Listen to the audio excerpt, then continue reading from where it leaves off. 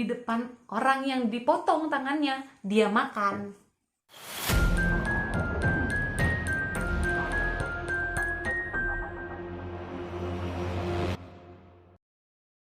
Halo, selamat malam semuanya. Selamat datang di YouTube channel aku. Perkenalkan, nama aku Nabila. Kali ini kita akan membahas 5 serial killer yang paling legendaris di dunia. Mau tahu siapa aja? Langsung aja yuk kita bahas. Di urutan kelima, yaitu ada Tsutomu Miyazaki, terlahir dalam keadaan prematur pada bulan Agustus tahun 1962. Ia adalah anak dari hubungan terlarang antara bapak dan saudari kandungnya.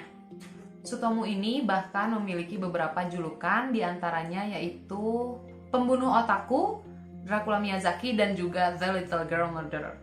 Tsutomu Miyazaki ini membunuh 4 gadis muda pada tahun 1988 sampai 1989. Keempat gadis tersebut berusia di antara 4 sampai 7 tahun. Tsutomu Miyazaki ini mulanya menculik para korbannya, kemudian membunuh korban-korban tersebut.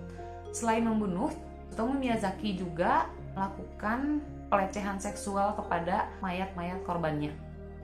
Nggak cuma itu aja teman-teman, Tsutomu Miyazaki ini bahkan memakan tangan dari salah satu korbannya. Dan tangan-tangan lainnya dia jadikan sebagai pajangan di dalam toples. Kalian tahu nggak sih toples yang biasa gitu? Apa ya, toples kaca. Kalau kita sih sebutnya jar ya. Ada julukan juga yang menyebutkan bahwa dia itu adalah seorang jar murderer.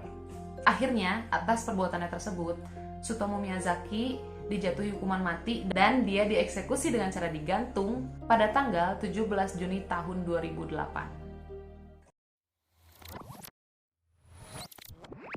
Di urutan keempat, yaitu ada Ted Bundy.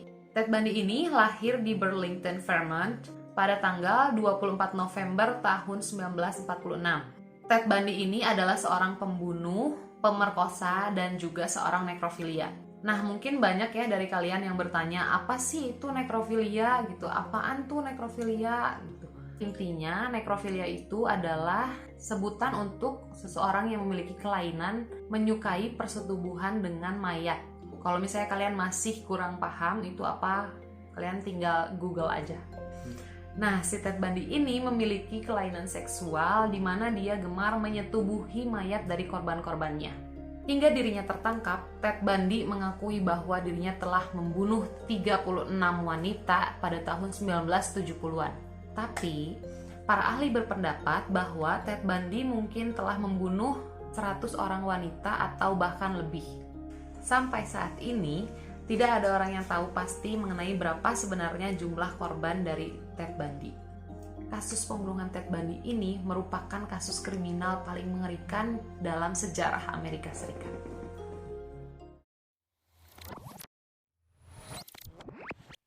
Di urutan yang ketiga, yaitu ada Zodiac Killer. Zodiac Killer ini merupakan julukan untuk pembunuh berantai yang berasal dari Amerika Serikat yang beroperasi di California Utara pada akhir tahun 1960-an dan awal tahun 1970-an. Kata Zodiac ini digunakan oleh sang pembunuh berantai tersebut sebagai tanda tangan pada serangkaian suratnya yang ia kirimkan kepada beberapa media setempat. Nah, jadi selama proses pencarian pembunuhan berantai ini, si Zodiac Killer ini mengirimkan 4 surat kepada media setempat. Surat-surat ini berisi kode yang harus dipecahkan oleh tim kepolisian. Dari keempat surat tersebut, hanya 1 surat saja yang berhasil dipecahkan oleh tim kepolisian. Nah, jadi dari yang aku baca, surat-surat yang dikirim oleh si Zodiac Killer ini berisi ejekan kepada media setempat dan juga kepada polisi. Di ejekan dalam suratnya ini, Zodiac Killer itu mengatakan seperti, kalian gak akan pernah bisa temuin aku, kalian gak akan pernah bisa tahu siapa aku sebenarnya. Zodiac Killer ini melakukan serangan pembunuhan di beberapa tempat, yaitu seperti Benicia, Vallejo, dan Now Bericia, dan juga San Francisco di antara Desember 1968 sampai Oktober 1969. Jadi, si Zodiac Killer ini menargetkan korban-korbannya di antara usia 16 sampai 30 tahun. Secara resmi, korban pembunuhan dari Zodiac Killer ini ada 5 orang yang tewas dan juga 2 orang yang terluka. Tetapi, Zodiac Killer ini diklaim bahwa ia telah membunuh sebanyak 37 orang. Sampai saat ini, identitas dari Zodiac Killer tersebut belum diketahui juga. Di urutan yang kedua ini ada Donald Henry Perret Jr. yang biasa dikenal sebagai Pee Wee Gaskin. Ia lahir pada tanggal 13 Maret 1933. Gaskin merupakan seorang pembunuh berantai, pemerkosa, dan juga kanibal Amerika yang berasal dari Carolina Selatan. Gaskin sudah berulang kali ditangkap karena kasus pemerkosaan dan juga perampokan. Dia menyiksa dan memutilasi korbannya sambil berusaha membuat korbannya agar tetap hidup selama mungkin. Ia mengaku membunuh korbannya dengan berbagai cara, termasuk menusuk, mati lemas, mutilasi, bahkan Gaskin mengaku telah mengkanibali sebagian dari mereka. Aku pernah baca cerita tentang si Pee Wee Gaskin ini, kalau dia itu memakan bagian dari tubuh korbannya di depan korbannya yang masih hidup. Jadi kalau nggak salah tuh kayak, misalnya nih tangannya dipotong sama dia gitu ya, amit-amit ya Allah, tangannya dipotong sama dia, dimakan. Orang kan kalau dipotong tangannya belum tentu langsung mati kan, gitu, masih hidup. Di depan orang yang dipotong tangannya, dia makan. Dia kemudian mengaku bahwa ia telah membunuh 80 sampai 90 korban dengan cara seperti itu. Alasan si Gaskin ini membunuh para korbannya yaitu murni hanya untuk kesenangan dirinya aja. Ia membunuh kira-kira setiap 6 minggu sekali, atau bisa dihitung 1 bulan setengah. Satu kali itu dia ngebunuh. Setiap 1 bulan setengah dia ngebunuh. 1 bulan setengah dia ngebunuh. Gaskin ini akhirnya dieksekusi pada tanggal 6 September tahun 1991. Akan tetapi, sekitar 11 jam sebelum waktu eksekusinya, ia mencoba bunuh diri dengan memotong pembuluh darah di lengannya. Kalimat terakhir yang diucapkan Gaskin adalah, "Aku akan meminta pengacara berbicara atas nama diriku dan aku siap pergi sekarang." Nah, di urutan paling pertama nih ya, aku udah nunggu ini dari tadi, yaitu ada Jack the Ripper. Sekarang siapa sih orang yang gak kenal Jack the Ripper? Kalau kalian tipe orang yang suka tentang kasus-kasus serial killer, pasti kalian tahu Jack the Ripper ini siapa. Jack the Ripper merupakan julukan paling terkenal yang diberikan kepada pembunuh berantai di kawasan miskin sekitar distrik Whitechapel, London pada tahun 1888. Julukan ini berasal dari sebuah surat yang ditulis oleh seseorang yang mengaku bahwa dia adalah seorang pembunuh atau si pembunuh tersebut. Pembunuhan yang dilakukan oleh Jack the Ripper ini umumnya melibatkan wanita tunasusila atau yang biasa kita sebut sebagai PSK yang berasal dari daerah kumuh dengan cara memotong tenggorokannya, kemudian memutilasi perut mereka. Si Jack the Ripper ini biasanya ngambil beberapa organ-organ di bagian tubuh dan juga di bagian rahim. Hilangnya organ-organ dalam dari 3 korban pembunuhan tersebut memunculkan dugaan bahwa pelaku memiliki pengetahuan anatomi atau bedah.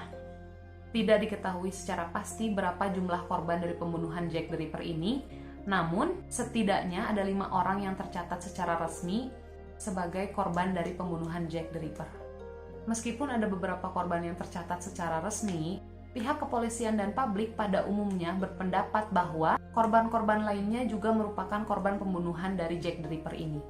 Jadi, berbarengan nih saat muncul kasus pembunuhan si Jack the Ripper ini, kebetulan lagi banyak banget korban pembunuhan di situ. Jadi kayak masyarakat tuh lagi digencarkan banget karena banyak penemuan korban pembunuhan di daerah distrik Whitechapel tersebut. Itulah kenapa pihak kepolisian dan juga publik berpendapat bahwa korban-korban yang lain tersebut merupakan korban dari Jack the Ripper juga.